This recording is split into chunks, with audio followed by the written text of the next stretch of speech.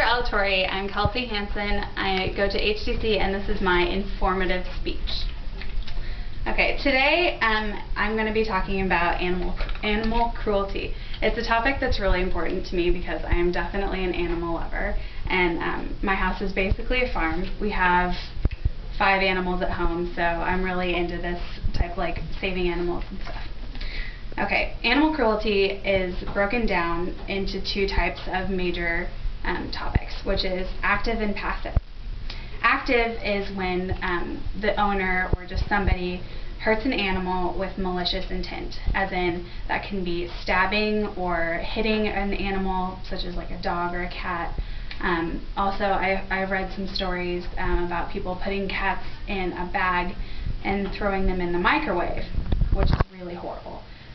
The other type is passive, which would be something like they do it, but they don't do it like in a malicious way, which would be like starvation, dehydration, not adequate shelter, like leaving a cat or dog outside if it was like 30 degrees below freezing, which I've read some stories about that. This information that I've been giving you so far is from petabuse.com. It's a really good website to go to. Also from petabuse.com, the top 3 animals abused in the United States are the dog, the cat, and the horse.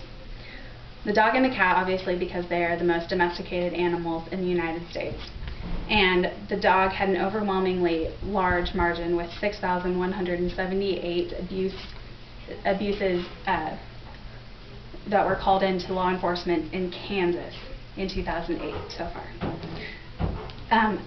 Abuse such as the active, which is like the malicious intent, is a felony in most states and carries a fine of up to $500,000 in some states and 10 years in jail in others. The number of animal abuses skyrocketed in 2006, and that got a hold of like the media, and people started realizing it and they started doing stuff about it, and so it's dropped by about 2,000 cases since then, from now.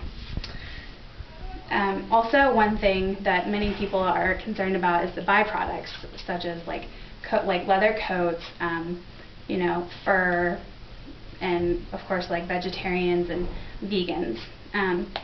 The byproducts, 3.5 billion animals were killed last year for their fur by fur trappers. And 70 million animals were killed in labs each year. This is from youthnoise.com, which is a website that teenagers set up for animal abuse prevention.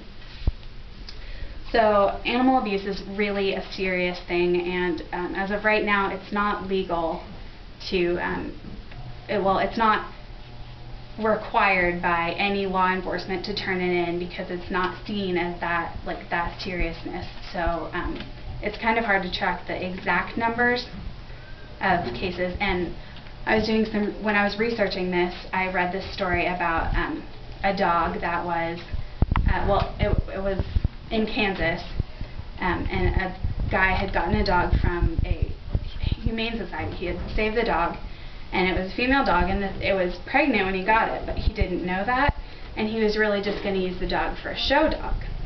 Show dogs are also something that many people are against because it is bad for them. They don't feed them correctly and they treat them not so well. So anyways, this guy had the dog, and it had its puppies, and he couldn't use it for that amount of time because it was pregnant.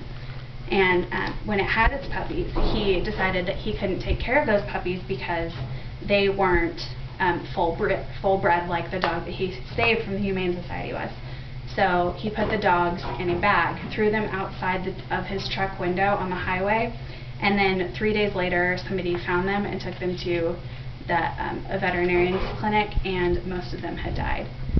So it's a very serious matter, and you don't think that it happened in Hutchinson, Kansas, but it happens everywhere. So it's a very serious matter, and I encourage everybody to look into it. Thank you. Woo!